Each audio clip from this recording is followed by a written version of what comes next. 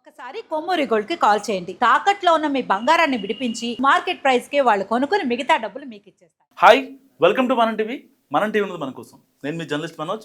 So Jabardasth శాంతి స్వరూప్ అందరికీ తెలుసు, తన వైవిధ్యమైన కామెడీతో అందరినీ నవ్వించేటువంటి వ్యక్తి. అలాంటి వ్యక్తి ఇవాళ ఎమోషనల్ అయ్యి ఒక వీడియో పెట్టాడు, just because of AP ex CM Jaganmohan Reddy గారు. సో ఒక్కసారి ఆ వీడియో ఎందుకు పెట్టారు ఏంటి అనే దానికి నేను చెప్పడం కంటే ఆయన చెప్పింది వినండి.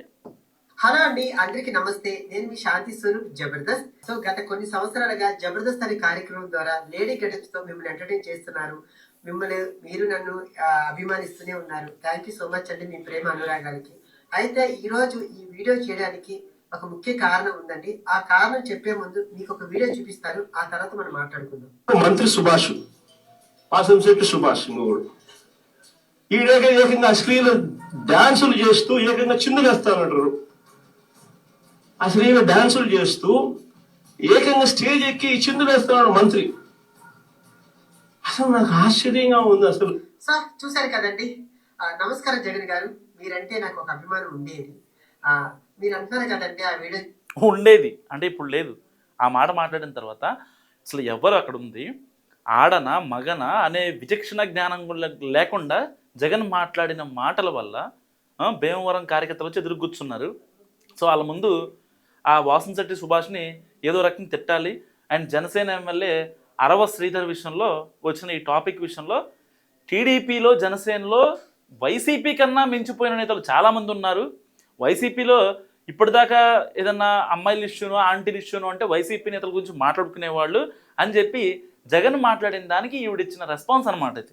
ఆ అమ్మాయిలతో అశ్లీలంగా డాన్స్ చేస్తున్న మంత్రి గారు అనేసి ఆ అమ్మాయి నేనేనండి, లేడీ గెటప్ శాంతి స్వరూప్.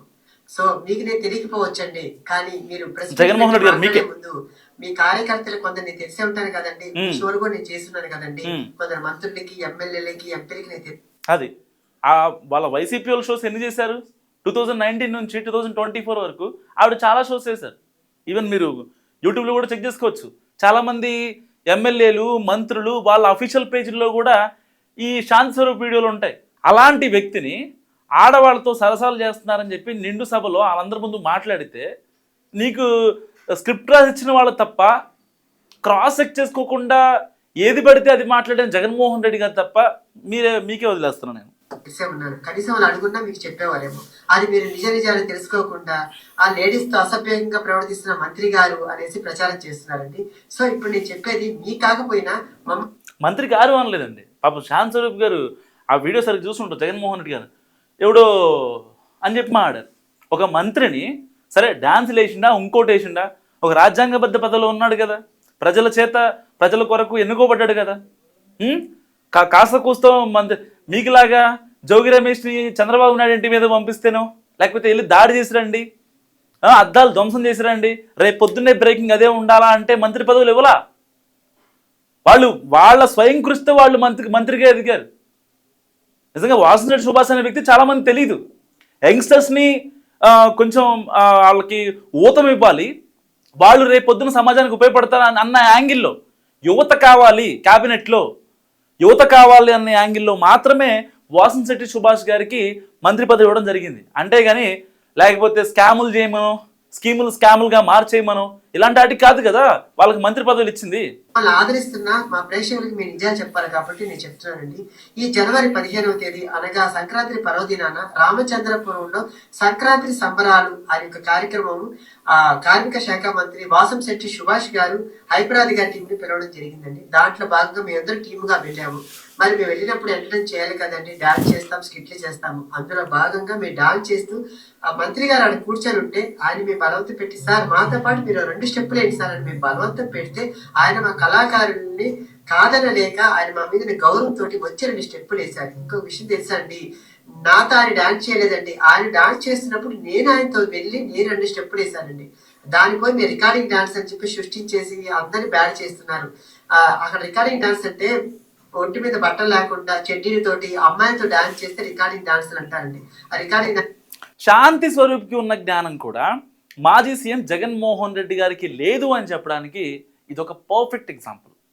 ఎవరో రాసిన స్క్రిప్ట్లు ఇంకెన్నాళ్ళు చదువుతారండి? నాకు అర్థం కాదు. మీరు ఒక మాజీ సీఎం, మీరు మీ ఓన్గా మీరు మాట్లాడాలి. అంతేగాని ఇప్పటికీ ఏదో రెడ్డి గారు ఇంకేదో రెడ్డి గారు స్క్రిప్ట్ రాసిస్తారు, మీరు వచ్చి మాట్లాడతారు. ఇంకెన్నాళ్ళు ప్రజల్ని ఇట్లా చేస్తారు? నాకు అర్థం కాదు. మీ చెల్లి షర్మిల గారు అనర్గళంగా మాట్లాడతారు. కొన్నిసార్లు ఆవిడ ట్రోల్కి గురైనా సరే చాలా నీట్గా నెమ్మదిగా స్టెప్ బై స్టెప్ ఎక్కడ ఏది మాట్లాడాలో ఒక గులాబీ మొక్క అంటుకట్టి మాట్లాడతారు. కొన్ని విషయాలు అసలు ఆవిడ మాట తుళ్ళరు. కొన్ని విషయాలు మాట్లాడే మాటలు వైరల్ అయ్యి ఉండొచ్చు, ట్రోల్స్కి వెళ్ళి ఉండొచ్చు స్టఫ్. కానీ అసలు మీరు ఏదన్నా బయటకు వచ్చి రైతులను గెలవడానికి వెళ్ళినా మీకు స్క్రిప్ట్ కావాలి, కార్యకర్తలు వచ్చినా స్క్రిప్ట్ కావాలి, బహిరంగ సభలకు వెళ్ళినా స్క్రిప్ట్ కావాలి, ఎవరన్నా ఓదార్చడానికి వెళ్ళినా సరే స్క్రిప్ట్ కావాలి. ఇక స్క్రిప్ట్లు రాసుకుంటూ పోతే మీమర్స్కి ట్రోల్ అవుతున్నారు. మీరు ప్రెస్ మీట్ ప్రతిసారి మీమర్స్ ఎంతగానో వెయిట్ చేస్తున్నారు. మీ దగ్గర నుంచి వచ్చే దొరిలే ప్రతి తప్పుని వాళ్ళు ట్రోల్ చేస్తున్నారు. ఇంకెన్నాళ్ళు వీళ్ళు ఇచ్చిన స్క్రిప్ట్ని చదువుతారు? అధికారంలో లేరు కదా మీరు. అధికారంలో ఉంటే సరే, ఆయన ముఖ్యమంత్రిగా ఉన్నారు, పార్టీ వ్యవహారాలు ఇటు ప్రభుత్వ వ్యవహారాలు చూసుకోవాలి, చాలా ఆయనకి టైం ఉండదు అసలు. సో వాళ్ళు ఎవరో రాసిచ్చారు అనుకోవచ్చు. ఇప్పుడు మీరు ముఖ్యమంత్రి కాదు కదా, అలానే మీకు ప్రతిపక్ష హోదా కూడా లేదు కదా. కేవలం 11 మంది ఎమ్మెల్యేలతో ఉన్నారు. ఏం పని ఉంటుందండి? ఆ తాడేపల్లి ప్యాలెస్లో కొద్ది రోజులు, యలహంక బెంగళూరు ప్యాలెస్లో కొద్ది రోజులు, పులివెందుల్లో కొద్ది రోజులు, లేదు మీకు చిరాకు వచ్చిందంటే ఎవరినన్నా ఏదన్నా ఒక కాన్స్టెన్సీ కార్యకర్తల్ని మీ ప్రజాప్రతినిధి పిలుచుకొని మాట్లాడతారు. ఇక దీని తప్ప ఇంకేం పని ఉంది? మొన్న కూడా మీరు చెప్పారు ఒక మాట, పాదయాత్ర చేస్తా, ఇంకేముంది 3 ఏళ్ళు, సంవత్సరంన్నర గడిచిపోతే సంవత్సరంన్నర మొత్తం నేను ప్రజల్లోనే ఉంటా అని చెప్పారు. దానికి షర్మిల గారు ఏం కౌంటర్ ఇచ్చారు మీకు గుర్తులేదా? మీ పార్టీలో కొన్నేళ్లుగా కీలకంగా ఉన్నటువంటి విజయసాయి రెడ్డి గారు ఏం కౌంటర్ ఇచ్చారో మీకు గుర్తులేదా? అంటే ఇంకెంత ట్రోల్ అవుతారు జనంలోకి? నాకు అర్థం కాని విషయం. నెగిటివ్గా ఇలా ఎందుకు? ప్రభుత్వం మీద పోరాడండి, ప్రజా సమస్యల మీద పోరాడండి. ప్రభుత్వం చేస్తుంది కరెక్ట్ కాదు, క్యాబినెట్ తీసుకున్న డెసిషన్ తప్పు, లేకపోతే ఆ భూములు కబ్జా చేస్తారు, ఈ భూములు కబ్జా చేస్తున్నారు, వాళ్ళకెందుకు డబ్బులు ఇస్తున్నారు, వీళ్ళకెందుకు, వీటి గురించి మాట్లాడండి కదా. ఏమనంటే మెడికల్ కాలేజ్ గురించి మాట్లాడతారు. మొన్న ఏంటి లోక్సభలో చర్చించాల్సిన వ్యూహాలపై చర్చ, ఏం చర్చ అని చెప్పి నేను ఆ వార్త చూస్తే ఒక ఆర్టికల్లో వేశారు. ప్రైవేటీకరణ చేస్తున్నారంట మెడికల్ కాలేజీలని, పీపీపీ మాడ్యూల్లో చేస్తున్నారని చెప్పి చిన్న పిల్లాడికి కూడా అర్థమయ్యే సిచ్యువేషన్ మీకెందుకు అర్థం కాదు? పీపీపీ మాడ్యూల్ అంటే ఏంటి? Public private partnership. దాని మీద చర్చ అంట, వ్యూహం అంట. ఉన్న 4-5 ఎంపీలు వచ్చారు, ఎదురుగా జగన్మోహన్ రెడ్డి గారు కూర్చున్నారు. ఏం చేయాలో ఏం మాడకో అర్థం కాని సిచ్యువేషన్లో ఈ పీపీపీ మాడ్యూల్ గురించి తెచ్చుకున్నారు. అంటే ఒక్కొక్క ఎగ్జాంపుల్ గురించి చెప్పకపోతే రోజులు సరిపోవు. ఇంకెన్నాళ్ళు జగన్మోహన్ రెడ్డి గారు మీరు చూసి చదవటం?